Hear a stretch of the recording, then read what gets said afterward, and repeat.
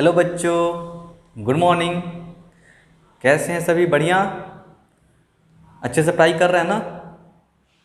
चलिए अच्छे से पढ़ाई कीजिए। तो चलते हैं, अब हमारा नया चैप्टर स्टार्ट करते हैं आज, जिसका नाम है इलेक्ट्रोमैग्नेटिक इंडक्शन।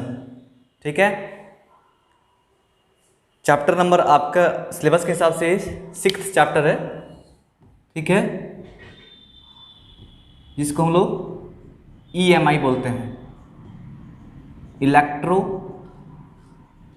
Magnetic induction. ठीक है ना? EMI इलेक्ट्रोमैग्नेटिक इंडक्शन, इसको आज हम लोग पढ़ेंगे। स्टार्ट करते हैं हम लोग।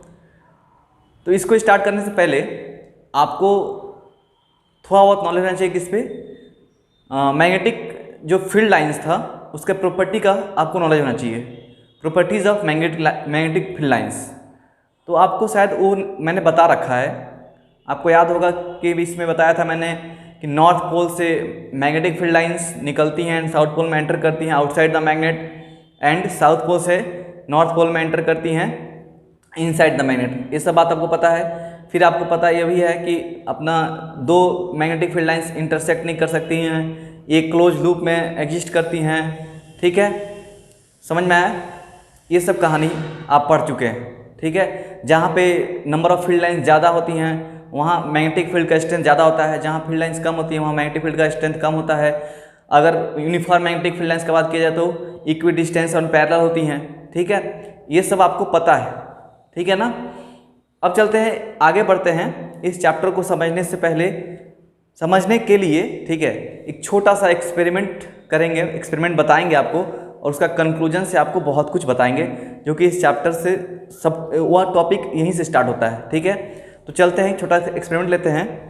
हमारा जो आज का एक्सपेरिमेंट छोटा सा करेंगे, उसमें क्या करेंगे, एक्चुअली जो एक्सपेरिमेंट हम आपको दिखा रहे हैं उस समय साइंटिस्ट ने ये चीज़ किया और वहाँ से एक कंक्लूजन निकाल कर दिया साइंटिस्ट ने। ठीक है, तो चलते हैं, देखते हैं उन्होंने क्या ऑब्जर्व किया, क्या एक्सपेरिमेंट किया। फर्स्ट देखते हैं उन्होंने क्या किया कि एक यहाँ पे क्या थी, मैग्नेटिक फील्ड लाइंस अंदर जाती हुई।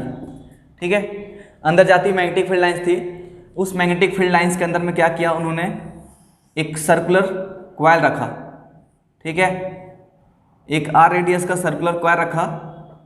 वो कॉइल कॉपर, आयरन, निकल या चीज जो भी मैंने क्या बोलते हैं कंडक्टिंग बॉडी से बना था। ठीक है, कंडक्टिंग एलिमेंट था, उससे बना एक हम लोग का R रेडियस का एक कॉइल रखा गया है। इसमें मैग्नेटिक फील्ड लाइंस एंटर कर रही हैं। तो क्या हुआ, एक दिन अचानक से ये मैग्नेटिक फील्ड लाइंस जो किसी सोर्स से प्रोड्यूस हो रही थी, मान लेते हैं कोई आपके पास वायर था, उसकी वजह से मैग्नेटिक फील्ड लाइंस प्रोड्यूस होकर के अंदर एंटर कर रही थी। ठीक है, अचानक से सपोज बिजली चली गई, करंट चला गया, तो क्या होगा, करंट जाने से आपको पता है जैसे करंट जाएगा तो हमारा मैग्नेटिक फील्ड लाइंस भी गायब हो जाएगा। ठीक है, तो उस समय साइंटिस्ट ने क्या देखा कि मान लेते हैं यहाँ पे अगर छोटा सा अगर बल्ब लगाया गया हो, ठीक है, यहाँ पे एक छोटा सा बल्ब लगाया गया हो या फिर गैल्वेनोमीटर भी लगाया गया हो, आप समझ सकते हैं। मान लीजिए बल्ब न लगा करके बीच में गैल्वेनोमीटर लगाया गया हो। ठीक है, तो इस मैग्नेटिक फील्ड के जाने के बाद जैसे करंट गया, ठीक है, तो साइंटिस्ट ने क्या ऑब्जर्व किया कि ये डिफ्लेक्शन शो किया। ठीक है, जब तक ये फील्ड लाइन थे उसमें एक कॉइल रखा गया था, मान लेते हैं बल्ब या फिर गैल्वेनोमीटर, दोनों लगा लेते हैं। ठीक है, दोनों हमारे पास है।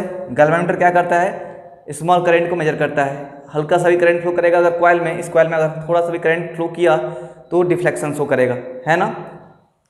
हो सकता है बल्ब ना भी जले, कम करंट पे बल्ब ना भी जले, लेकिन गैल्वेनोमीटर डिफ्लेक्शन शो करेगा। तो बेहतर यही होगा हम लोग बल्ब ना लगा करके एक गैल्वेनोमीटर को लेकर समझेंगे। ठीक है, मान लेते हैं हमारे पास एक गैल्वेनोमीटर यहाँ लगा हुआ है इस कॉइल में। ठीक है, अब इस कॉइल में जब गैल्वेनोमीटर लगा हुआ है, ठीक है ना, उसके बाद ये मैग्नेटिक फील्ड लाइंस थी, किसी तरीके से किसी सोर्स से थी। ठीक है, मतलब कैसी थी, अंदर जाती हुई। मैग्नेटिक फील्ड लाइंस कैसी थी, अंदर जाती हुई। अचानक से सपोज बिजली चली गई, करंट चला गया, तो क्या होगा, मैग्नेटिक फील्ड लाइंस गायब हो जाएंगी।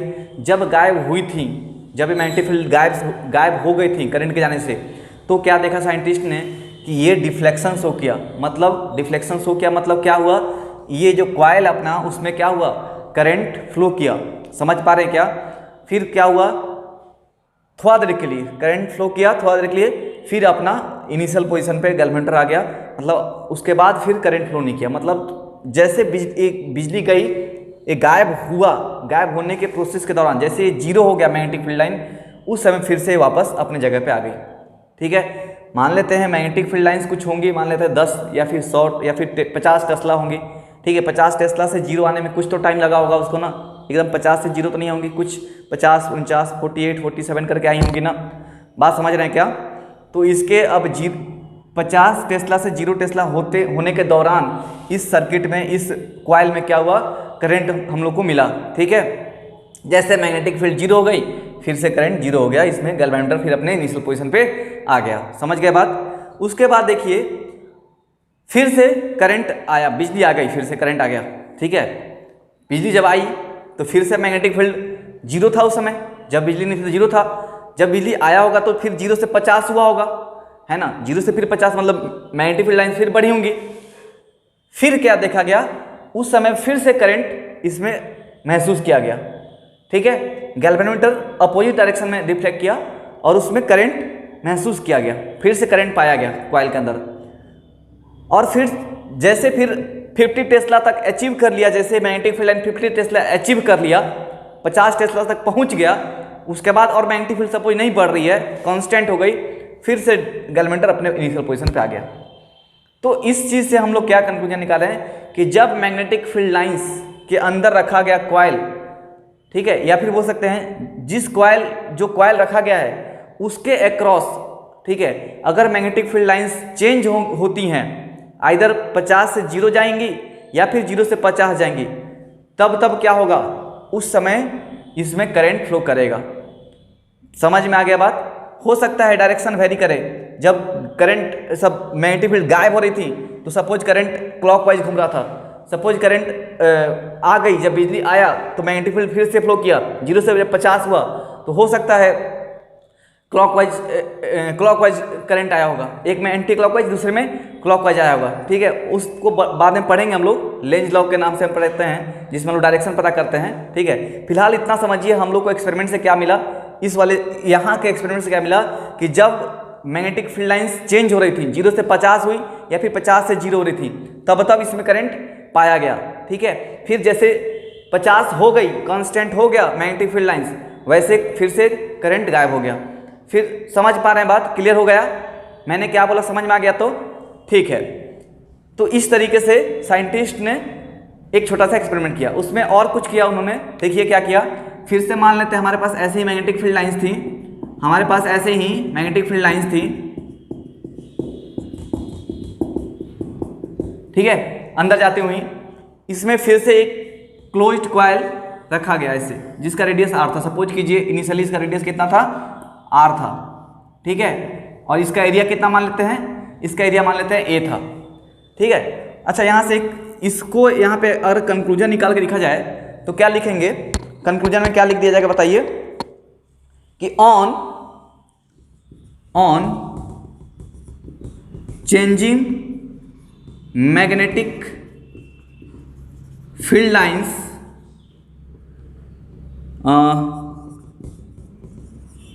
Through the closed coil, closed loop या कॉइल जो भी लिखना लिख लीजिए, on changing magnetic field lines either increasing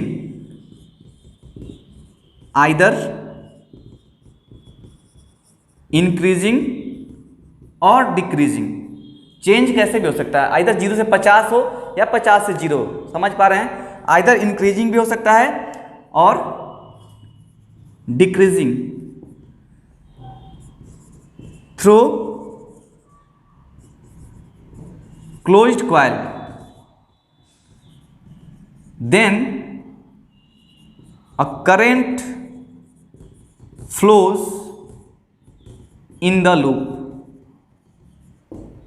इस एक्सपेरिमेंट से हमने क्या कंक्लूजन निकाला कि on changing magnetic field lines, ठीक है, अगर मैग्नेटिक फील्ड लाइंस के चेंज करने से, उसका स्ट्रेंथ को कम या फिर ज़्यादा करने से, ठीक है, थ्रू क्लोज्ड कॉइल, इस कॉइल के अक्रॉस, ठीक है, क्या पाया जाता है, a current flows in that coil, एक करंट फ्लो करता है।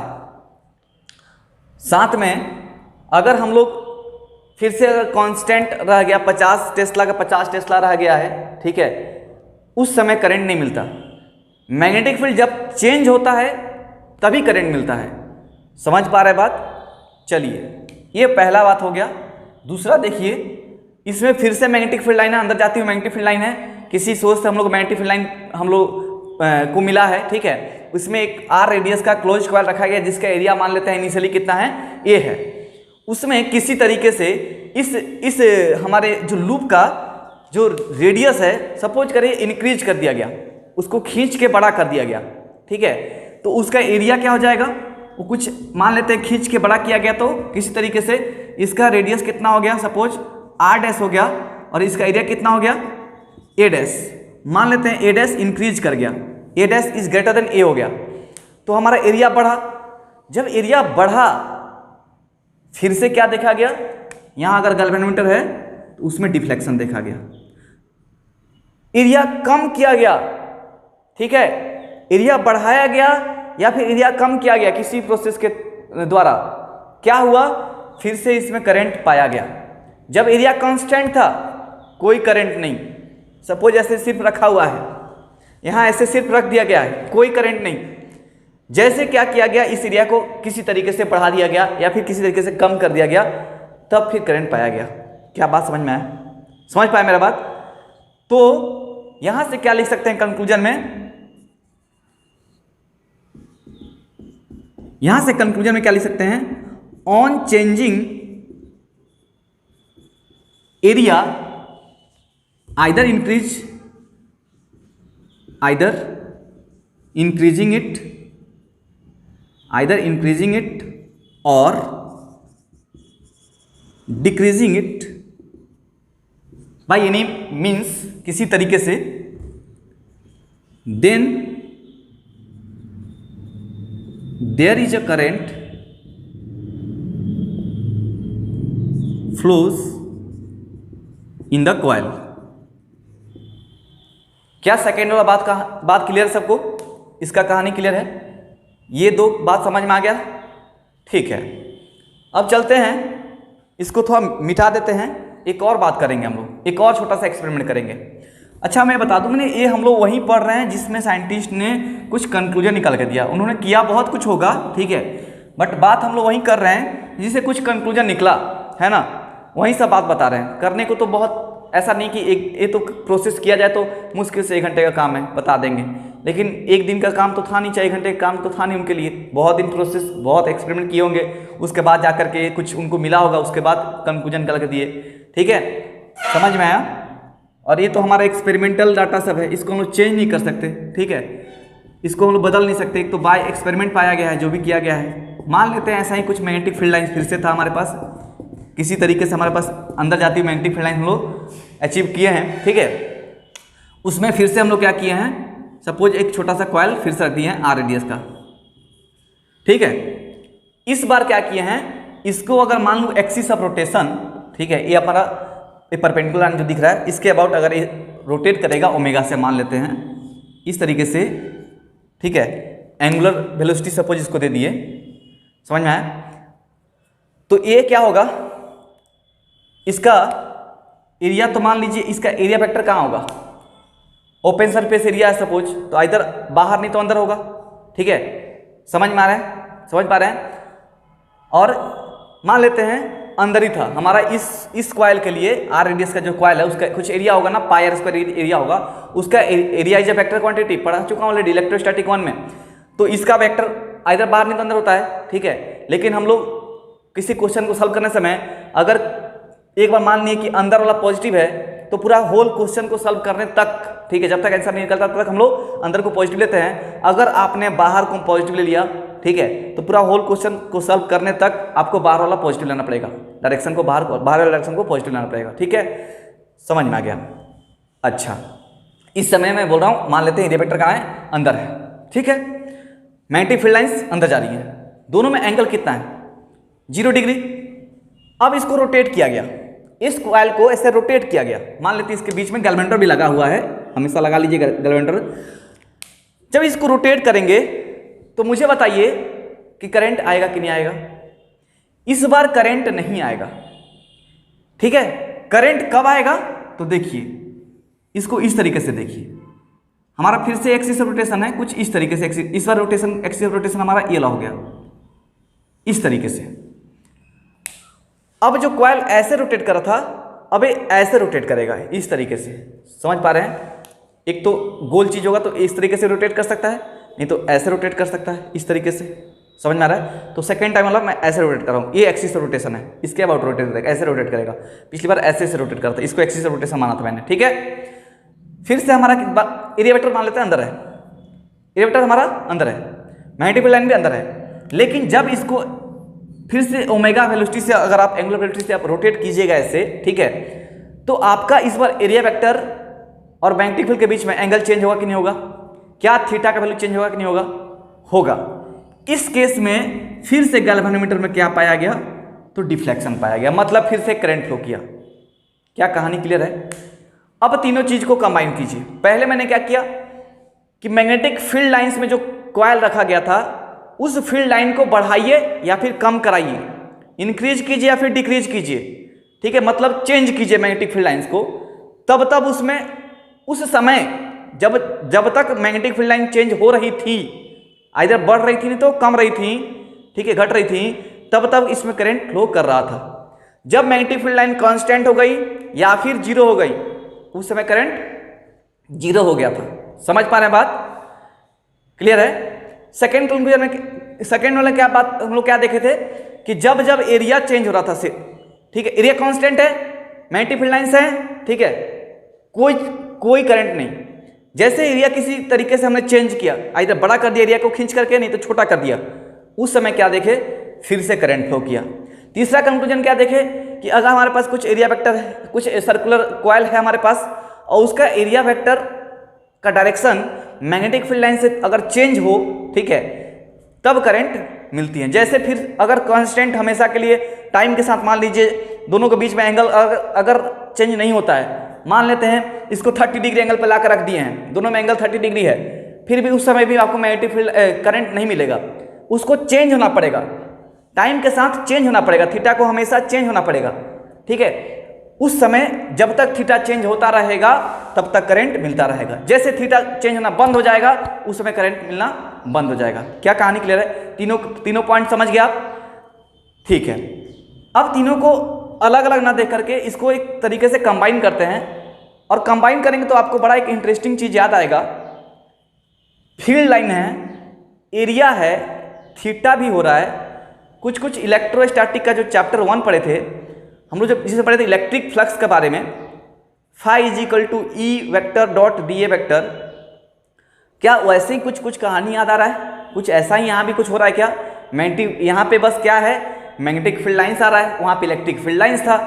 ठीक है, तो आपको इसको मिटाते हैं और आपको थोड़ा सा इलेक्ट्रिक फ्लक्स के बारे में थोड़ा याद दिलाते हैं, आपको याद भी होगा शायद। ठीक है, electric flux phi is equal to E vector dot D A vector लिखते थे, जिसको E D A cos theta से भी जानते हैं। ठीक है, इलेक्ट्रिक फ्लक्स की कहानी, electric flux phi is equal to E vector dot D A vector लिखते थे, और यहाँ पे इसको ऐसे लिखते थे E vector dot D A vector, sorry E vector, E का मैग्नीट्यूड डी ए का मैग्नीट्यूड कॉस थीटा।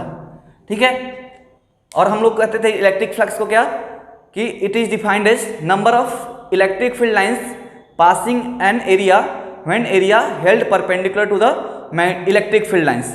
ठीक है, इसमें कुछ ऐसा ही कहानी, अभी तीनों बात अगर आप कंबाइन करके देखें तो कुछ ऐसा ही कहानी इसमें भी दिख रहा है, सिर्फ इलेक्ट्रिक फील्ड की जगह मैग्नेटिक फील्ड दिखेगा। तो यहां से हमने क्या किया, मैग्नेटिक फ्लक्स को इंट्रोड्यूस किया, फाई बी से डिनोट कर देंगे इसको, और ये भी क्या बन जाएगा, सिर्फ ई के जगह पे क्या बन जाएगा, बी वेक्टर आ जाएगा, और लिख देंगे V vector dot D A vector, जो कि ऐसे भी लिख सकते हैं, वी वेक्टर का मॉड डी ए वेक्टर का mod cos theta. Theta is angle between area vector and magnetic field. ठीक है, समझ गए? कुछ क्वेश्चन भी कराए थे उस समय, एक क्वेश्चन बस आपको याद दिलाने के लिए कर लेते हैं। तो मैग्नेटिक फ्लक्स का डेफिनेशन क्या बन जाएगा, it is defined as number of magnetic field lines passing in area when area is held perpendicular to the magnetic field lines. ठीक है, समझ में आ गया। वैसे ही इसका भी डेफिनेशन बनेगा। और मान लेते हैं कुछ आपके पास ऐसा क्वेश्चन है कि आपके पास कुछ एरिया है, उसमें मैग्नेटिक फील्ड लाइंस किसी मान लेते हैं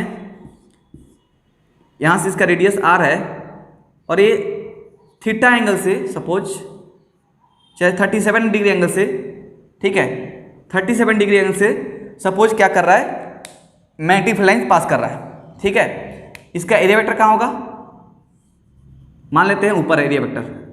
ठीक है, तो हम लोग जानते हैं कि मैग्नेटिक फ्लक्स किसको बोलते हैं, कि जितना एरिया वेक्टर के परपेंडिकुलर मैग्नेटिक फील्ड लाइन पास करे उसको हम लोग बोलते हैं मैग्नेटिक फ्लक्स। ठीक है, तो मुझे बताइए, आपको अगर याद हो इलेक्ट्रिक फ्लक्स की कहानी, तो उस तरीके से फाई बी का अगर वैल्यू लिखा जाए इस कंडीशन के लिए, मान लेते हैं ये वी है। ठीक है, मैग्नेटिक फील्ड लाइन्स हमारे पास क्या है, ऐसे इस डायरेक्शन में बी इसका मैग्नीट्यूड है, इसका रेडियस आर है, इसका रेडियस कितना है, इसका रेडियस आर है, तो फाई बी का वैल्यू कितना होगा, थोड़ा सा अपने से सोचिए फिर हम बता देंगे। पॉज करके सोचिए, सोच लिए, अब देख लीजिए। हम लोग जानते हैं इसका दो मैग्नीट्यूड आएगा, एक इधर आएगा, आप इधर तोड़ सकते हैं इसको b cos 37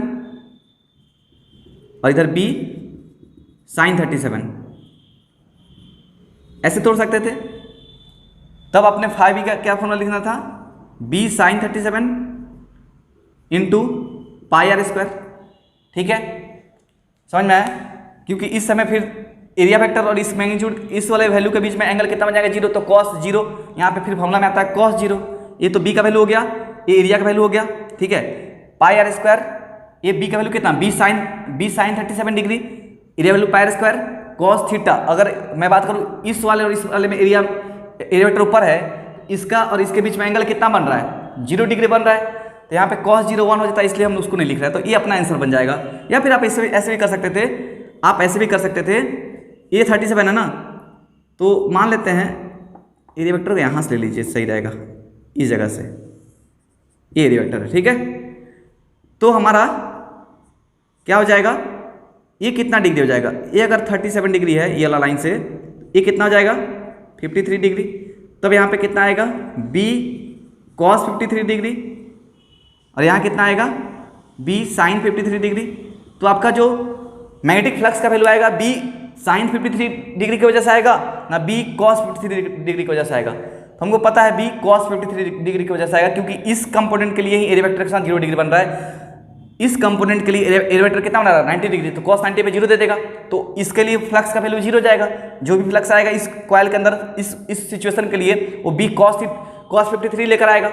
या फिर इसका देखिए, इसका आंसर भी निकाल लीजिए। आपको अगर याद हो ट्रायंगल, यहाँ 37 डिग्री है, तो ये 3 होता है, 4 होता है, 5 होता है, तो यहाँ पे फॉर्मूला क्या बन जाएगा, b sin 37 कितना बन जाएगा 3/5 पाई आर स्क्वायर, ये होगा आंसर।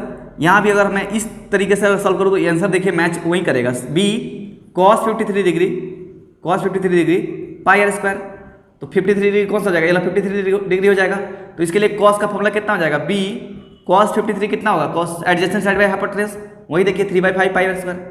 तो आप दोनों तरीके से कर सकते थे, लेकिन ध्यान नहीं देंगे कि इस कंपोनेंट का ही सिर्फ आपको वैल्यू आपका मैग्नेटिक फ्लक्स लेकर आएगा, ये वाला 0 हो जाएगा। क्यों, क्योंकि इसमें दोनों में एंगल कितना बन रहा है 0 डिग्री, इन दोनों में एंगल कितना बन रहा है 90 डिग्री बन रहा है। ठीक है, और भी बहुत सारा किए थे क्वेश्चन, आप उसको उससे रिलेट करके कर लेंगे। ठीक है, समझ गए। यहाँ से अगर आप बात कर ले SI यूनिट का, SI यूनिट का, तो क्या हो जाएगा SI unit, SI unit of magnetic flux phi B क्या बन जाएगा जी, BA, B का होता है टेस्ला और मीटर का एरिया का होता है मीटर स्क्वायर। ठीक है, टेस्ला मीटर स्क्वायर, इसको हम लोग कभी कभी वेबर भी बोलते हैं। तो यहाँ से हम लोग क्या मिला, tesla metre square equal to weber. तो कभी कभी आपको मैग्नेटिक फील्ड का देखने को मिलेगा, लिखते हैं weber per metre square, WB/m²। ठीक है, कभी कभी आपको इससे रिलेटेड क्वेश्चन भी 1 मार्क में पूछ देता है, tesla metre square and weber में क्या रिलेशनशिप है। ठीक है, tesla equal to weber per metre square बन जाता है, यहाँ से आया, समझ में आया। क्लियर है, कोई कन्फ्यूजन नहीं है। फिर इसके बारे में और लिखना चाहे तो क्या लिख सकते हैं, it is a vector quantity, it is a vector quantity. ठीक है, डायमेंशन फॉर्मूला भी निकाल लेंगे, डायमेंशन फॉर्मूला निकाल लेंगे, बी का डायमेंशन फॉर्मूला आपको आता है, एरिया का आप निकाल करके डायमेंशन फॉर्मूला पुट कर लेंगे। ठीक है, बताने की जरूरत नहीं है। F is equal to Q V B sine theta से आप बी का डायमेंशन निकाल दीजिए तुरंत। ये लीजिए बी का डायमेंशन कितना हो जाएगा, F by Q B, F by Q B. ये तो साइन थीटा डायमेंशन से चल जाएगा, हट जाएगा। इसका डायमेंशन कितना बन जाएगा, M L square T minus two by Q का हो जाता है आई इंटू टी, वेलोसिटी है तो ये हो जाएगा एल टी माइनस वन। इसको सॉल्व करेंगे कितना हो जाएगा, एम एल से एल कटेगा, एक एल से एल कट जाएगा। ठीक है, सिर्फ एक एल बचेगा, उसका बन जाएगा एम एल, टी बन जाएगा टी माइनस थ्री, ये बन जाएगा टी माइनस थ्री नहीं, टी से टी कट जाएगा, टी माइनस टू ही रहेगा। ठीक है, टी माइनस टू रहेगा और ऊपर चल जाएगा, आई लिखे तो ए लिख दीजिए एम्पियर। ठीक है, ए माइनस वन, ए माइनस वन, ये है डायमेंशन फॉर्मूला बी का। और साथ में आपको निकालना है किसका, एरिया का, तो इसमें मल्टीप्लाई कर दीजिए एल स्क्वायर, लेंथ का स्क्वायर है, तो फॉर्मूला क्या बन जाएगा, मैग्नेटिक फ्लक्स का डायमेंशन फॉर्मूला कितना बन जाएगा, M L to the power three T के power minus two A minus one. ठीक है, क्लियर है। तो ये सब पॉइंट आपने लिख लेना है। मैग्नेटिक फ्लक्स का आपका डेफिनेशन लिखना है, उसके बारे में बताना है, मैथमेटिकल कैलकुलेशन बता देना है। ठीक है, मैथमेटिकली कैसे लिखते हैं, वो क्या है, वेक्टर क्वांटिटी है, उसका एसेंट क्या है, टेस्ला मीटर स्क्वायर है, उसको वेबर भी बोलते हैं, उसका डायमेंशन फॉर्मूला लिख देंगे। बस यही है आपका मैग्नेटिक फ्लक्स का कहानी। ठीक है, समझ में आया। तो अब यहाँ से क्या कंक्लूजन निकला, इसको ऐसे लिख सकते थे, B D A cos theta phi B is equal to B D A cos theta. अच्छा, तो हम लोग कह सकते हैं कि अगर मैग्नेटिक फ्लक्स को चेंज होना हो, अगर मैग्नेटिक फ्लक्स को चेंज होना हो तो किस किस तरीके से चेंज कर सकते हैं। तो जो तीन कंक्लूजन लिखे हम लोग, उसी को तो कंक्लूजन को एक कंबाइन लिखे यहाँ पे, इसको मैग्नेटिक फ्लक्स बोल दिए। ठीक है, अगर बी चेंज कीजिए फिर भी मैग्नेटिक फ्लक्स चेंज होगा। ठीक है ना, अगर एरिया चेंज कीजिए फिर भी मैग्नेटिक फ्लक्स चेंज होगा। ठीक है, समझ में आ रहा है। अगर थीटा चेंज कीजिए फिर भी मैग्नेटिक फ्लक्स चेंज होगा। बात समझ में आया। तो यहां से सबको क्लियर है ना कि मैग्नेटिक फ्लक्स किस किस तरीके से चेंज किया जा सकता है। आइदर आप मैग्नेटिक फील्ड लाइंस का स्ट्रेंथ को कम या ज़्यादा कीजिए, या फिर आप एरिया को चेंज कीजिए, या फिर थीटा को चेंज कीजिए, दोनों के बीच का एंगल चेंज कीजिए, या फिर बी और डी एरिया को दोनों एक साथ कीजिए फिर भी चेंज होगा, ज़्यादा होगा उस समय। तीनों को कर लीजिए, तीनों एक साथ चेंज कर लीजिए फिर भी आपको मैग्नेटिक फ्लक्स का चेंज होगा। कहानी क्लियर है, यहां तक सबको समझ में आया। चलिए, वेरी गुड। अब चलते हैं, आगे बढ़ते हैं और देखते हैं। अभी तक तो हम लोग देख लिए कि बी चेंज करेंगे तो कॉइल के अंदर एरिया आपका करंट फ्लो करता है। ठीक है, ये तीनों चेंज करने से, मैग्नेटिक फ्लक्स का चेंज होने से हम लोग को करंट मिलेगा उस कॉइल के अंदर। ठीक है, लेकिन करंट का डायरेक्शन क्या होगा, उसका मैग्नीट्यूड कितना होगा, ठीक है, किस समय कितना मैग्नीट्यूड मिलेगा, उसको पढ़ेंगे। तो बेसिकली अब इसको चलते हैं, देखते हैं। हम लिखेंगे, सबको यहां दिख रहा है, विजिबल है सब कुछ, ओके। चलिए यहां से आगे बढ़ेंगे, हम लोग बात करेंगे कि कैसे डायरेक्शन फ्लो करेगा। ठीक है, किस डायरेक्शन में, और कैसे मैग्नीट्यूड निकालेंगे हम लोग उसका। ठीक है, इसको मिटाते हैं पहले, फिर इसको समझाएंगे। इसको मिटाया जाए। तो यहां तक सबको क्लियर हो गया सब कुछ ना। अब चलते हैं, बात करेंगे कि कैसे, मतलब कि मान लीजिए आपको तो पता चल रहा है कि हाँ मैग्नेटिक फील्ड चेंज कीजिएगा फिर भी करंट आ रहा है, वेरी गुड। एरिया चेंज कर रहे हैं फिर भी करंट आ रहा है कॉइल के अंदर में। अगर आप थीटा भी चेंज कर रहे हैं, एंगल चेंज कर रहे हैं दोनों के बीच में, एरिया वेक्टर और मैग्नेटिक फील्ड के बीच में, फिर भी आपको करंट आ रहा है। लेकिन करंट का डायरेक्शन क्या होगा, वो तो कभी कभी क्लॉक वाइज भी हो सकता है, एंटी क्लॉक वाइज भी हो सकता है कि नहीं। या फिर उसका करंट का वैल्यू भी तो चेंज कर सकता है, डिपेंड करता है कि कितना आप चेंज कर रहे हैं, मतलब कि उसका करंट का वैल्यू कितना होगा, उसको भी देखेंगे। तो बेसिकली इस चीज को दो तरीके से हम लोग देखेंगे। एक होगा कि हम लोग बात करेंगे, we will discuss about area, sorry direction of current flows. और दूसरा बात क्या करेंगे, magnitude of current in the coil. ठीक है, तो इन दोनों पॉइंट पे हम लोग बात किया जाएगा। ठीक है ना, समझ रहे हैं। तो डायरेक्शन निकालने के लिए एक साइंटिस्ट थे, उनका नाम था लेंज। उन्होंने दिया लेंज लॉ। लेंज लॉ से हम लोग कि किस डायरेक्शन में करंट फ्लो करेगा उसको डिटरमाइन करेंगे लेंज लॉ का यूज करके, और कितना मैग्नीट्यूड का करंट फ्लो होगा उसको हम लोग फैराडेज लॉ से समझेंगे। ठीक है, फैराडेज लॉ। फैराडेज ने ये लॉ दिया था कि कितना मैग्नीट्यूड का करंट किस समय कितना फ्लो करेगा, उन्होंने अपने लॉ में मेंशन किया। और उसका डायरेक्शन क्या होगा, करंट का डायरेक्शन एंटी क्लॉकवाइज होगा या क्लॉकवाइज होगा, अगर आप मैग्नेटिक फील्ड बढ़ा रहे हैं या फिर कम कर रहे हैं, उसको समझेंगे लेंज लॉ में। ठीक है, तो चलते हैं, पहले बात करेंगे डायरेक्शन के ऊपर कि कैसे कैसे किस सिचुएशन में करंट का डायरेक्शन कैसा होगा, फिर आएंगे फैराडेज लॉ पे। ठीक है, तो चलिए लेते हैं सिचुएशन अपने लिए, बात करेंगे लेंज लॉ के ऊपर। ठीक है, तो लेंज लॉ क्या कहता है, पहले एग्जांपल लेते हैं, फिर लेंज लॉ क्या कहता है समझेंगे। फिर से ऐसा ही कुछ हम लोग सिचुएशन ले लेते हैं। मैग्नेटिक फील्ड लाइन अंदर एंटर कर रही है। यहाँ पे हमारे पास एक फिर से कॉइल है, ठीक है, जिसका रेडियस आर है, इसका एरिया ए है। ठीक है ना। इस समय मैं क्या कर रहा हूं, किसी तरीके से इस मैग्नेटिक फील्ड को सपोज कर रहे हैं, बढ़ा रहे हैं, माने इंक्रीज कर रहा है। जैसे जैसे टाइम बीत रहा है, ये बी का जो वैल्यू है अंदर की ओर मैग्नेटिक फील्ड लाइन जो जा रही है वो सपोज इंक्रीज कर रहा है, बी इंक्रीज कर रहा है। तो इस समय इस वाले कॉइल में करंट का डायरेक्शन क्लॉकवाइज होगा ना एंटी क्लॉकवाइज, इसको देखेंगे। तो इसी को लेंज ने हमारा एक लॉ दे करके समझाया। और लॉ में क्या कहा उन्होंने कि जो इसको इस करंट को, ठीक है, ये जो करंट इसमें आएगा, करंट आ रहा है ना, फील्ड चेंज होने से करंट आ रहा है ना, इतना तो कंफर्म है ना। ठीक है, तो वो कहे कि जो इस करंट को पैदा किया ना, जो इस करंट को पैदा किया, यह करंट उसी चीज को मारेगा, उसी चीज को खत्म करेगा। मतलब जिसने इसको पैदा किया उसी को मारेगा। तो ये जो करंट अभी फिलहाल जो करंट आएगा, अगर बी कांस्टेंट रहता तो क्या करंट आता? नहीं ना। बी इंक्रीज कर रहा है तो करंट आ रहा है। समझ रहे बात? अब बी जो इंक्रीज कर रहा है वो किधर कर रहा है? अंदर की ओर। फिलहाल की सिचुएशन में बी कहां इंक्रीज कर रहा है? अंदर की ओर इंक्रीज कर रहा है। समझ रहे हैं? तो बी का मैग्नेटिक फील्ड का अंदर की ओर बढ़ना करंट का आने का कारण है। समझ पा रहे हैं? बी का अंदर की ओर बढ़ना, टाइम के साथ बढ़ना, इसमें करंट फ्लो करने का कारण है।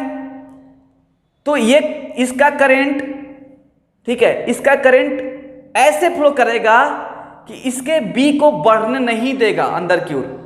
बी के वैल्यू को मैग्नेटिक फील्ड जो इंक्रीज कर रही है टाइम के साथ, ये कोशिश करेगा ये अपने आप इसका करंट ऐसे फ्लो कराएगा जैसे कि इसके बी के वैल्यू को कम करे, घटाए। क्योंकि मैं बोल रहा हूं ना कि जो इसको पैदा कर रहा है ना, इसका बी का बढ़ना ही तो कारण है इसका पैदा होने का। तो ये अपने आप को ऐसे करंट फ्लो कराएगा कि इसको मारे, इसको कम करे, इसको डिस्ट्रॉय करे। तो मुझे बताइए, बी अंदर की ओर बढ़ रहा है जिसकी वजह से इसमें करंट आएगा।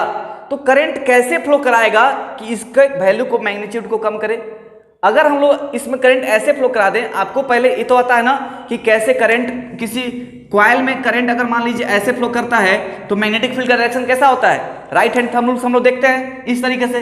इस केस में मैग्नेटिक फील्ड लाइंस बाहर आती हुई दिख रही हैं। ये जो करंट हम लोग का अभी करंट फ्लो करेगा इस कॉइल में, इस वजह से मैग्नेटिक फील्ड लाइन क्या होंगी? बाहर की ओर आएंगी। समझ पा रहे हैं क्या? ठीक है, अच्छा, तो मुझे बताइए, ये क्लियर है?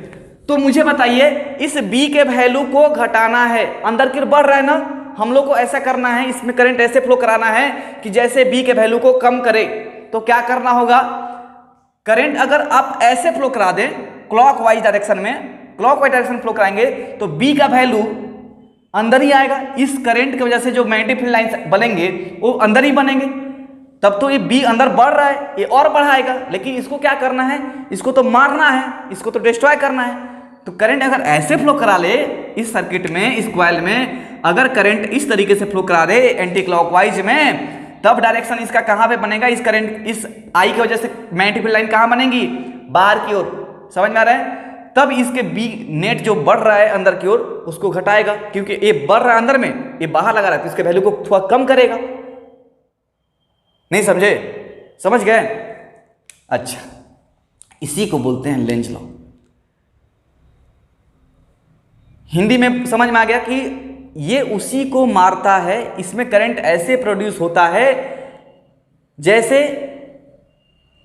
वो जो इसको पैदा किया ना उसी को मारता है। इसको अंग्रेजी में क्या बोलते हैं, इंग्लिश में, कि the current in the coil flows in such a direction, in such a way that it tries to opposes the change which has produced it। क्या कहता है Lenz law? It states that, बात समझे ना, current anti clockwise कैसे हो रहा है, और भी एग्जांपल लेकर आएंगे, क्लियर कर देंगे, टेंशन मत लीजिए आप लोग। It states that the current flows in the coil in such a way that it tries to opposes the cause, try to opposes the change, sorry, it tries to opposes the change which has produced it। समझ गया मतलब? It states that the current flows in the coil, the current flows, जो current flow होगा coil में in such way, इस तरीके से होगा that it tries to opposes the change which has produced it. मतलब जैसे कि ये क्या करेगा, अपोज करेगा उस चेंज को, अपोज करेगा उस चेंज को जो इसको लाया है। ठीक है, तो इसमें बी का बढ़ना कारण था, ये चाहेगा करंट ऐसे फ्लो कराएगा कि बी घटे, तो बी घटने के लिए करंट को एंटी क्लॉकवाइज फ्लो करना पड़ेगा। चलते हैं आगे, बढ़ते हैं अपने एग्जांपल नंबर 2 की ओर, वहां से समझेंगे इसको और अंदर तक जाएंगे, देखेंगे 4 5 10 एग्जांपल लेंगे तो सबको क्लियर हो जाएगा। चलते हैं आगे, बढ़ते हैं, मान लेते हैं dot dot dot dot dot dot dot dot, इस तरीके से हमारे पास है। फिर से हमारे पास क्या है, मैग्नेटिक फील्ड लाइंस सपोज बाहर की ओर निकल रही इस बार, और फिर से मैं बोल दे रहा हूं कि बी का वैल्यू इस बार बाहर की ओर बढ़ रहा है। तो मुझे बताइए इस कॉइल में करंट किस डायरेक्शन में फ्लो करेगा कि बाहर में बढ़ते हुए मैग्नेटिक फील्ड को कम करे। अगर हम लोग करंट अगर फिर से एंटी क्लॉकवाइज करें तो इस करंट की वजह से मैग्नेटिक फील्ड लाइन कहाँ आएंगी, तो बाहर की ओर आएंगी, क्योंकि आपको पता है राइट हैंड थंब रूल से मैंने बताया है बार बार आपको कि किसी कॉइल में कैसे करंट मैग्नेटिक फील्ड का डायरेक्शन निकालते हैं। आपको पता है ना, ऐसे और ऐसे आप करते हैं, जब थंब जिधर पॉइंट करता है वो डायरेक्शन देता है मैग्नेटिक फील्ड का। तो इस केस में अगर हम लोग करंट को ऐसे फ्लो कराएं एंटी क्लॉकवाइज डायरेक्शन में, तो हमारा मैग्नेटिक फील्ड लाइन कहाँ आएंगी, बाहर की ओर आएंगी। ठीक है, तो हम लोग का बाहर की ओर तो बढ़ ही रहा है, लेकिन इसमें करंट कैसे फ्लो करता है, जैसे उसको मारने के लिए क्या करना पड़ेगा, अंदर की ओर फ्लो कराना पड़ेगा, तब तो इसका इफेक्ट बाहर में बढ़ रहा है। अगर हम लोग इधर कोई खींच रहा है तुमको, और अगर फिर से मैं भी इधर खींच दूं, तो क्या आप उसको मदद कर रहे हैं ना अपोज कर रहे हैं, मदद कर रहे हैं, लेकिन हमको तो अपोज करना है उसका, हमको तो इधर खींचना पड़ेगा, तो इधर हम लोग को मैग्नेटिक फील्ड लाइन बनना पड़ेगा, मैग्नेटिक फील्ड लाइन इधर बनाना पड़ेगा, तो इधर बनाने के लिए करंट को कैसे फ्लो कराना होगा, तो क्लॉकवाइज करंट फ्लो कराना होगा। समझ में आया क्या? क्लॉकवाइज, इसमें एंटी क्लॉकवाइज। ठीक है ना, बात समझ रहे हैं, कहानी क्लियर हो रहा है ना? ठीक है, और भी एग्जांपल लेते हैं, इसको मिटाते हैं। एग्जांपल नंबर 3 चलते हैं। मान लेते हैं आपके पास कुछ इस तरीके से है, एग्जांपल 3 लेते हैं। हमारे पास मान लेते हैं कुछ इस तरीके से, एक हमारे पास क्या है, स्ट्रेट वायर है, इसमें करंट सपोज इंक्रीज कर रहा है, और इसके बगल में एक क्लोज्ड कॉइल रखा हुआ है, लूप रखा हुआ है, गैल्वेनोमीटर लगा सकते हैं मेजरमेंट के लिए, डायरेक्शन का कैसे होगा। बस मुझे लेकिन जानना यह है कि डायरेक्शन बताइए, इसमें क्लॉकवाइज होगा ना एंटी क्लॉकवाइज होगा। यहाँ पे उसके बगल में एक स्ट्रेट वायर रखा हुआ है जिसमें करंट इंक्रीज कर रहा है, टाइम के साथ आई का वैल्यू इंक्रीज कर रहा है। तो मुझे बताइए क्या होगा, सोचिए, पॉज करके सोच लीजिए, फिर आंसर देख लीजिए। ठीक है, चलिए मैं सॉल्व करता हूँ। कैसे करेंगे इस चीज़ को, तो आइए, हम बोल रहे हैं कि करंट इंक्रीज कर रहा है। अच्छा, करंट कहाँ फ्लो कर रहा है, ऊपर की ओर। तो इस वायर की वजह से इसके आसपास मैग्नेटिक फील्ड कैसे बनती है, इस वायर को अपने हाथ में होल्ड करते हैं, ऐसे होल्ड करते हैं कि थंब कहाँ पॉइंट करे, करंट के डायरेक्शन में। करंट ऊपर है, ठीक है, पकड़ लिया मैंने। यहाँ पे मैग्नेटिक फील्ड क्या होंगी, अंदर की ओर जाते दिखाई देंगी। इसमें मैग्नेटिक फील्ड क्या होंगी, अंदर की ओर जाते दिखाई देंगी। ठीक है, तो इस वजह से अब आई बढ़ता है तो क्या होता है, मैग्नेटिक फील्ड का स्ट्रेंथ बढ़ता है, आपको पता है। तो हम बोल सकते हैं जो बी एंटर कर रही हैं ये बी इंक्रीज करेंगी इस कॉइल में। ठीक है, तो करंट कैसे फ्लो कराएगा, इसके इंक्रीज को, अंदर की जो इंक्रीज है इसका अंदर की ओर बढ़ना कारण है ना, तो करंट ऐसे फ्लो कराएगा कि इसके अंदर की ओर बढ़ने के जो वैल्यू है उसको घटाए। तो करंट अगर ऐसे फ्लो कराएंगे तो हेल्प कर देगा, ऐसे बाहर की ओर। ठीक है, ये अंदर बढ़ रहा है, हम बाहर लगा देंगे, थोड़ा सा इसका वैल्यू को घटा देंगे, तो हम लोग का करंट कैसा होगा, एंटी क्लॉकवाइज। आई कैसा होगा, आई कैसा होगा हम लोग का, एंटी क्लॉकवाइज। क्लियर है। एक और देख लेते हैं यहीं पे, एग्जाम्पल नंबर 4। मान लेते हैं करंट यहाँ पे डिक्रीज कर रहा है। सपोज यहाँ पे रखा हुआ है एक आपका कॉइल रखा हुआ है, क्लोज कॉइल। बताइए कैसे होगा, पॉज करके देखिए, ट्राई कीजिए। हो गया, ट्राई कर लिए। आइए देखिए, इसको पकड़ेंगे ऐसे। इस समय हम लोग इसमें क्या हो रहा है, मैग्नेटिक फील्ड यहाँ पे कैसे होंगे, ऐसे पकड़ेंगे तो ये बाहर गिराएंगे। ठीक है, ये बात समझ में आ रहा है। यहाँ पे मैग्नेटिक फील्ड क्या होंगी, बाहर की ओर आते दिखाई देंगी, है कि नहीं। अच्छा, बाहर की जब आते दिखाई देंगी, आई डिक्रीज करा तो मैग्नेटिक फील्ड यहाँ पे क्या होंगी, बाहर की ओर घटते दिखाई देंगी। तो एक करंट ऐसे फ्लो कराएगा कि इसके बाहर की घटना कारण है ना, बाहर की ओर घटना इसमें करंट फ्लो का कारण है। तो करंट ऐसे फ्लो कराएगा कि बाहर की ओर बढ़े, घटे नहीं, बढ़े। तो अगर हम लोग ऐसे करा देंगे तब तो फिर घटा देंगे ना, हमको तो बाहर की ओर घट रहा है ना, तो घट रहा है तो घटना पसंद नहीं इसको। ठीक है, इसको फिर ये क्या करेगा, इंक्रीज कराएगा। ठीक है, इसको चेंज पसंद है ही नहीं। अगर बाहर की ओर बढ़ेगा तो घटाएगा, बाहर की ओर घटेगा तो बढ़ाएगा, अंदर की ओर बढ़ेगा तो घटाएगा, अंदर की ओर घटेगा तो बढ़ाएगा। इसको चेंज पसंद है ही नहीं। ठीक है, ठीक उल्टा काम करता है। समझ में आया। तो यहाँ पे बी क्या हो रहा है, बाहर की ओर घट रहा है, करंट घट रहा है ना टाइम के साथ, तो बी घटेगी बाहर। तो इसके क्या करेगा, करंट ऐसे फ्लो कराएगा कि बी को हेल्प करे, बढ़ाए, घटाए नहीं। इस पर समझ रहे हैं बात, कंफ्यूजन नहीं। इसको चेंज पसंद नहीं है, इसका घटना कारण था, बी का घटना इसमें करंट का कारण ना, तो ये क्या करेगा, बी को बढ़ाएगा। ठीक है, उसी को मारेगा क्योंकि ये बाहर का घटना जिसका कारण था। तो करंट ऐसे फ्लो करेगा, एंटी क्लॉकवाइज करेगा। समझ में आया, आई हमारा एंटी क्लॉकवाइज फ्लो करेगा। क्लियर है। ठीक है, अब चलते हैं आगे, पढ़ते हैं, एग्जाम्पल देखते हैं। 5th नंबर एग्जाम्पल देख लेते हैं। मान लेते हैं हमारे पास कुछ ऐसा एक कॉइल है, एक अंदर कॉइल है, आई मान लीजिए इसमें ऐसे फ्लो कर रहा है। इस कॉइल में बताइए कैसे करंट डायरेक्शन होगा, किस तरीके से हमारा करंट फ्लो करेगा। ठीक है, बताइए, सोचिए, समझिए, फिर बताइएगा।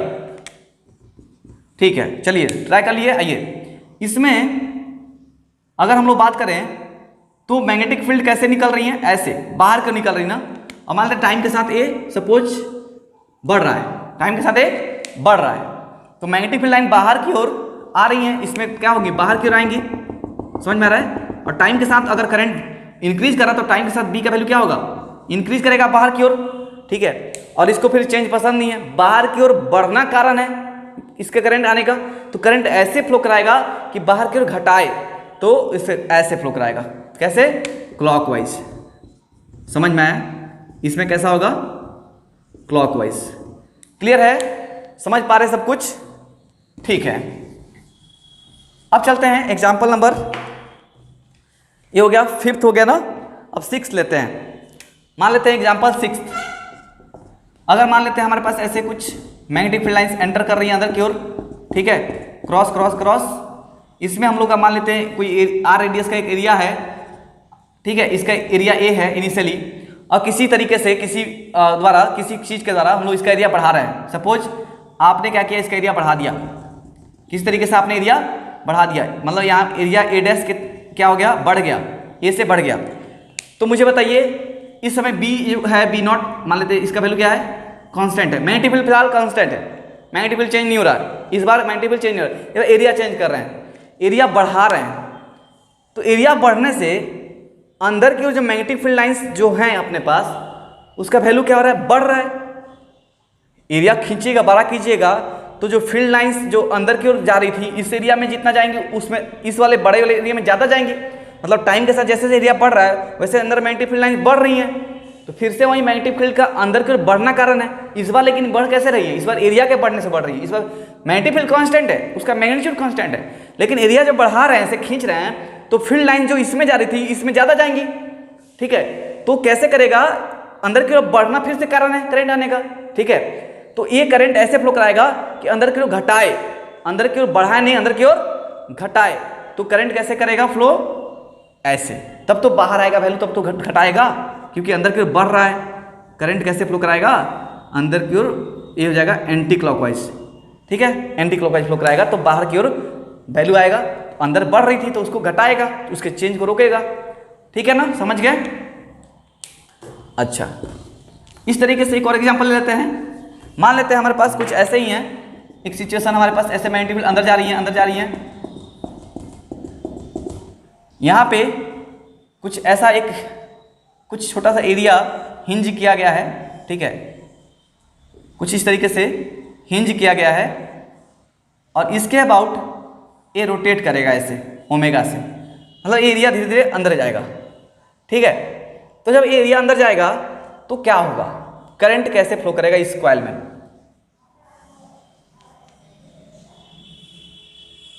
ऐसे मान लेते हैं कुछ है। ठीक है, इस कॉइल में ये जो कॉइल है, इसे जो बेंड करके रखा गया है, ये मान लेते हैं ऐसे रोटेट करेगा। तो कैसे होगा एरिया, उस समय करंट कैसे फ्लो करेगा। तो देखिए जैसे जैसे अंदर जाएगा, ये ऐसे रोटेट कर रहा है, अंदर जाएगा तो धीरे धीरे क्या होगा, एरिया बढ़ेगा। कुछ देर बाद मान लेते हैं कुछ ये यहाँ पे आ गया है, ये चल करके यहाँ आ गया है, ये यहाँ चला गया है। ठीक है, तो आपका धीरे धीरे टाइम के साथ एरिया क्या हो रहा है, बढ़ रहा है। ठीक है, मैग्नेटिक फील्ड लाइन उसमें बढ़ रही है, तो करंट ऐसे फ्लो कराएगा कि उसको घटाए। अंदर की ओर मैग्नेटिक फील्ड बढ़ रही है, तो करंट कैसे फ्लो कराएगा, बाहर की ओर, मतलब कि इस डायरेक्शन में करंट फ्लो करेगा, इसमें एंटी क्लॉकवाइज। मान लेते हैं कुछ किसी समय के बाद ये घूम करके पूरा यहाँ तक आ गई है, यहाँ तक पूरा आ गई है। ठीक है, फिर यहाँ पे आ गई, फिर अब बाहर निकलेंगी। जब बाहर निकलेंगी तो क्या होगा, इसका जो टोटल इस एरिया से पास कर रहा था मैग्नेटिक फील्ड लाइन, अब एरिया धीरे धीरे घटने लगेगा। जैसे जैसे अंदर जाएगा, बाहर आएगा, उसका एरिया जितना एरिया था अंदर में वो घटेगा। तो फिर से क्या होगा, मैग्नेटिक फील्ड लाइन क्या होंगी, ये जो मैग्नेटिक फील्ड लाइन बढ़ रही थी अंदर, ये तो कांस्टेंट है, बी नॉट कांस्टेंट है, ये कांस्टेंट है, लेकिन एरिया तो घट रहा है ना। अभी जब बाहर निकलेगा तो एरिया धीरे धीरे घटेगा। ठीक है, तो एरिया घटेगा मतलब बी जो है अंदर की ओर जो है वो घट रहा है, तो करंट ऐसे फ्लो कराएगा कि उसको बढ़ाए। तो करंट को कैसे फ्लो कराना पड़ेगा, तो क्लॉकवाइज फ्लो कराना पड़ेगा, इस तरीके से। इस समय अगर यहाँ पे है तो ये क्लॉकवाइज फ्लो करेगा करंट, समझ में आया। ठीक है, ये है टोटल आपका। और एक दो एग्जांपल और लेते हैं, फिर एंड कर देंगे। लेंज लॉ आपको, मुझे उम्मीद है आप समझ गए होंगे लेंज लॉ। ठीक है, एक दो एग्जांपल और लेते हैं। एग्जांपल नंबर कितना था, 7 ना 8। मान लेते हैं कुछ इस तरीके से आपका स्क्वायर है, आपके पास यहाँ पे एक बार मैग्नेट है, यहाँ मान लेते हैं साउथ, यहाँ मान लेते हैं नॉर्थ। इसको भी वेलोसिटी से आप अंदर क्यों ले जा रहे हैं, आपका मान लेते हैं आइज यहाँ पे, ये आपका आइज। ठीक है, आप यहाँ से देख रहे हैं और आप यहाँ से देख रहे हैं नॉर्थ पोल को, ऐसे आप बार मैग्नेट को अंदर की ओर ले जा रहे हैं। ठीक है, तो आपका पता है कि नॉर्थ पोल से मैग्नेटिक फील्ड लाइन्स निकलती हैं, मैग्नेटिक फील्ड लाइन निकलती हैं नॉर्थ पोल से, ये तो आप जानते हैं। ठीक है, तो जैसे जैसे ये अंदर लेके जाएंगे, ठीक है, तो यहाँ पे इस कॉइल में क्या हो रहा है, इस कॉइल में मैग्नेटिक फील्ड लाइन अंदर की ओर बढ़ रही है। हमारा आंख यहाँ पे, यहाँ से देख रहे हैं, एक कॉइल यहाँ रखा हुआ है, नॉर्थ पोल जैसे जैसे अंदर पास जा रहा है तो फील्ड लाइन जितना पास जाते हैं, ये तो दूर में थोड़ा कम कम रहता है, जितना पास आता है नॉर्थ पोल के पास डेंसिटी बढ़ता है। तो जैसे जैसे पास लेके जाएंगे उस इस कॉइल के cross number of field lines बढ़ेंगी, समझ में आ रहा है। तो बी का वैल्यू बढ़ेगा, मतलब हम बोल सकते हैं एक तरीके से कि अंदर की ओर हमारे इस जगह से इस कॉइल, ऐसे कॉइल हमारे पास ऐसे, तो इसमें मैग्नेटिक फील्ड लाइन अंदर की ओर क्या हो रही है, बढ़ रही है। फिर से बढ़ना कारण होगा करंट का, तो करंट ऐसे फ्लो कराएगा कि इस वैल्यू को घटाए, तो अंदर की ओर इसका बढ़ना कारण है। हमारा आंख यहाँ पे इस तरीके से देख रहा है, उधर से देखिएगा उल्टा हो जाएगा, इसलिए मैं बोल रहा हूँ बार बार, हमारा आंख यहाँ पे है, अंदर की ओर बढ़ रहा है। एक कॉइल है बी, जो जैसे नॉर्थ पोल जैसे से पास जा रहा है, तो फील्ड लाइन अंदर की ओर बढ़ रही है, ठीक है, बढ़ रही है। तो करंट ऐसे फ्लो कराएगा कि इसको घटाए। तो करंट कैसे फ्लो कराना पड़ेगा, अगर हम ऐसे ही करंट फ्लो करा दें, हमारे ये आंख से देख रहे हैं, ऐसे ही करंट फ्लो करा दें क्लॉकवाइज में, तो हमारा थंब उधर ही पॉइंट करेगा, तो उसको तो बढ़ाएगा, लेकिन हमको घटाना है ना, चेंज को रोकना है, बढ़ना कारण अंदर की ओर, हम लोग को घटाना है उसका वैल्यू को, तो हम लोग क्या करेंगे, एंटी क्लॉक फ्लो करा देंगे ऐसे, ठीक है। हमारा करंट कैसे फ्लो करेगा, एंटी क्लॉकवाइज, ठीक है, एंटी क्लॉकवाइज। यहाँ करंट एंटी क्लॉकवाइज फ्लो करेगा, अगर यहाँ से देखेंगे तो, ठीक, उल्टा वहाँ से देखेंगे तो फिर सिचुएशन पलट जाएगा, ठीक है, फिर क्लॉकवाइज बोलना पड़ेगा आपको। इसलिए बार बार ध्यान दीजिए, ये ओरिएंटेशन आँख का हमारा सही होना चाहिए, ठीक है, कहाँ से देख रहे हैं ये भी मैटर करता है। इस तरीके से और एक एग्जाम्पल लेते हैं, यहीं पे मान लेते हैं कॉइल यहाँ पे, आप क्या कर रहे हैं, मान लेते हैं यहीं से देख रहे हैं, ये आपका आँख है, सुंदर सा आँख आप लोग का, ठीक है। यहाँ पे आपके पास कुछ इस तरीके से साउथ नॉर्थ पोल है। इस बार हम लोग इसको इधर लेके जा रहे हैं, भी वेलोसिटी से दूर लेके जा रहे हैं, तो क्या होगा, आपको पता है साउथ पोल में मैग्नेटिक फील्ड लाइन क्या होती है, एंटर करती है, आपको पता है ना, साउथ पोल में मैग्नेटिक फील्ड एंटर करती है। पहले सोचेंगे अपने से इसमें करंट कैसा होगा। इस बार हम लोग यहाँ से देख रहे हैं, इस बार हम लोग यहाँ से देख रहे हैं, और हम लोग कॉइल यहाँ पे है, हम यहीं से देख रहे हैं, और नॉर्थ, ये हमारा मान लेते हैं साउथ पोल है, नॉर्थ पोल है, तो साउथ पोल को मैं खींच के दूर ला रहा हूँ, तो फील्ड लाइन जो इसके अक्रॉस हमारा बाहर की ओर आते दिखेंगे ना, हमको, हमारे आँख को यहाँ पे मैग्नेटिक फील्ड लाइन बाहर की ओर आते दिखेंगे, और जब ये दूर जाएगा तो नंबर ऑफ फील्ड लाइन्स जो इसके यहाँ पे ज़्यादा होता है, और इसको दूर दूर लेके जाएंगे तो यहाँ से फील्ड लाइन क्या होंगी, घटेंगी। मतलब इसका बाहर की ओर मैग्नेटिक फील्ड लाइन क्या करेगा, इसका बी का वैल्यू क्या करेगा, टाइम के साथ डिक्रीज करेगा, ठीक है। तो हमारों का इसमें करंट कैसे फ्लो करेगा कि इसके वैल्यू को बढ़ाए, ठीक है। तो अगर करंट हम लोग ऐसे फ्लो कराते हैं, अगर ऐसे फ्लो कराएंगे तो घटा देगा, वो बाहर मैग्नेटिक फील्ड लाइन उधर चल जाएंगे। हमको मैग्नेटिक फील्ड लाइन, इसका भी मैग्नेटिक फील्ड कैसे चाहिए, ऐसे चाहिए हमारे, और तो हम लोग को ऐसे, फिर से एंटी क्लॉकवाइज ऐसे ऐसे फ्लो कराना पड़ेगा, फिर से एंटी क्लॉकवाइज। यहाँ से भी देखेंगे तो ये क्या हो जाएगा, एंटी क्लॉकवाइज। क्या कहानी क्लियर है, इसी को बोलते हैं लेंज लॉ, ठीक है, यही कह रहा था लेंज लॉ। लेंज लॉ क्या देता है कि मैग्नेटिक फील्ड लाइन अगर चेंज कर रही है किसी तरीके से, तो कैसे आपका क्या हो रहा है, उसमें करंट फ्लो करेगा, किस डायरेक्शन में करंट फ्लो करेगा, उसका वैल्यू देता है हम लोग को। क्लियर है कहानी, ठीक है। अब चलते हैं हम लोग, नेक्स्ट बात करेंगे मैग्नीट्यूड के ऊपर, ठीक है। अब बात कर लें हम लोग मैग्नीट्यूड के ऊपर, बात कर लेते हैं फैराडेज लॉ, ठीक है। मैग्नीट्यूड के बारे में कौन बोला, फैराडेज, इसको नाम से जानते हैं, फैराडेज लॉ के नाम से जानते हैं, ठीक है। तो मैग्नीट्यूड अगर समझना चाहते हैं तो चलिए देखते हैं, मान लेते हैं वैसे ही कुछ अपने पास, फिर से मैग्नेटिक फील्ड लाइन एंटर कर रही है अंदर की ओर, ठीक है। इसमें एक कॉइल रखा गया, ठीक है। इस कॉइल में करंट कैसे फ्लो करेगा, मैग्नेटिक फील्ड लाइन अंदर की ओर सपोज बढ़ रही है, तो ये चाहेगा अपना करंट ऐसे फ्लो कराएगा कि घटाए इसके इफेक्ट को, तो कैसे फ्लो कराएगा, एंटी क्लॉकवाइज, ठीक है, एंटी क्लॉकवाइज। समझ में आ रहा है। लेकिन करंट किसी सर्किट में करंट कब फ्लो करता है, जब पोटेंशियल डिफरेंस आता है। तो फैराडे ने कहा कि ये जो वायर है, जिसका मान लेते हैं इसका रेजिस्टेंस कुछ इस तरीके से है, इसको यहाँ देखिए, इस चीज़ को यहाँ समझाते हैं, इसका रेजिस्टेंस मान लेते हैं R ओम है, ठीक है। तो उन्होंने कहा R ओम, इसमें करंट ऐसे फ्लो करेगा कि पोटेंशियल डिफरेंस एक इंड्यूस्ड पोटेंशियल डिफरेंस बनता है, ठीक है। उसको आगे समझेंगे और अच्छे से। फिलहाल समझिए कि करंट जो आ रहा है, ऑब्वियसली किसी न किसी पोटेंशियल डिफरेंस की वजह से करंट आएगा। तो पोटेंशियल डिफरेंस हम लोग का कैसे बनेगा, ये बन जाएगा पोटेंशियल डिफरेंस एप्सिलॉन, और करंट डायरेक्शन कैसा होगा, ऐसे होगा, ठीक है।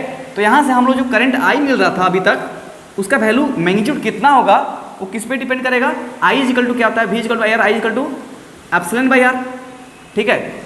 वही वैल्यू है आई का। यही फैराडे ने लॉ दिया अब बोला कि आई का जो वैल्यू होगा वो किस पे डिपेंड करेगा, एप्सिलॉन बाई आर पे। मतलब हम कह सकते हैं, अगर मान लेते हैं हम लोग का ये तीनों चीज़ जो हमारा पैरामीटर दिया है आई, ए और ए, तो आई जो है वो किस पे डिपेंड करेगा, आर पे ना एप्सिलॉन पे। किसी अगर मान लेते हैं करंट का वैल्यू चेंज करना होगा तो एप्सिलॉन का वैल्यू तो हमारा कांस्टेंट, आर अलग अलग मटेरियल के अलग वैल्यू आता है, रेजिस्टेंस वैल्यू चेंज करता है, आयरन के लिए रेजिस्टेंस वैल्यू अलग होगा, कॉपर के लिए अलग होगा। अगर सेम हमारे पास क्या हो, सेम थिकनेस हो, सब कुछ सेम हो, तो आर का वैल्यू हमारा कॉपर, आयरन, निकल इस सब के लिए वेरी करेगा। एप्सिलॉन क्या होगा, कांस्टेंट रहेगा। मतलब आई चेंज होने के लिए आर चेंज करेगा, ठीक है। तो वहाँ से क्या कंक्लूजन निकाल के दिए कि जो एप्सिलॉन होता है, ठीक है, एप्सिलॉन जो होता है हमारा ईएमएफ, इंड्यूस्ड ईएमएफ बोलते हैं, वो डायरेक्टली प्रोपोर्शनल होता है किसके, minus d phi d t, इसी को बोलते हैं Faraday law. Epsilon equal to होता है, डायरेक्टली प्रोपोर्शनल होता है किसके, minus d phi by D t, ठीक है। माइनस साइन क्यों आ रहा है, माइनस साइन बताता है डायरेक्शन, जो कि हम लोग पढ़ चुके हैं, लेंज लॉ में पढ़े अभी जस्ट, ठीक है। माइनस साइन डायरेक्शन बताता है, ठीक है, क्योंकि ये चेंज को अपोज करता है, it opposes the change which has produce it. तो जो ईएमएफ प्रोड्यूस हो रहा है वो किस पे डिपेंड करता है, डी फाइव बाई, अगर मॉड लिख दूँ इसका तो कितना हो जाएगा, इक्वल टू होगा, ठीक है, इसका वैल्यू कितना हो जाएगा, d phi by D t, minus sign हट जाता है, ठीक है, समझ गए। इसी को बोलते हैं फैराडे लॉ, कि जो हम लोग का क्या होता है, हम लोग का जो इंड्यूस्ड ईएमएफ प्रोड्यूस होता है किसी कॉइल में, ठीक है, वो डायरेक्टली प्रोपोर्शनल होता है किस पे, फ्लक्स के चेंज पे, rate of change of flux पे। D phi by D T का मतलब क्या होता है, कैसे पढ़ते हैं, rate of change of flux, phi B बोल सकते हैं इस तरीके से, मैग्नेटिक फ्लक्स, ठीक है। अगर मैग्नेटिक फ्लक्स टाइम के साथ जितना तेजी से चेंज होगा उतना ही आपको एप्सिलॉन का वैल्यू ज़्यादा मिलेगा, धीरे धीरे चेंज होगा एप्सिलॉन वैल्यू कम मिलेगा। इसी को बोलते हैं फैराडेज लॉ। समझ में आया कि क्या बोलते हैं, induced EMF in a coil is directly proportional to the rate of change of flux, ठीक है, कि किस रेट से चेंज हो रहा है उस पर डिपेंड करता है। और माइनस साइन किस लिए आ रहा है, तो करंट का डायरेक्शन के लिए, यानी कि हम लोग का जानते हैं कि मैग्नेटिक फील्ड करंट किधर फ्लो करता है, जिधर जैसे वो अपोज करे, ठीक है, तो इसलिए नेगेटिव साइन है, ठीक, उल्टा होता है, जैसे बी बढ़ेगा तो घटाएगा, ठीक है, घटेगा तो बढ़ाएगा। तो ये है फैराडेज लॉ, समझ गए इतना, Lenz law, Faraday law clear हो गया।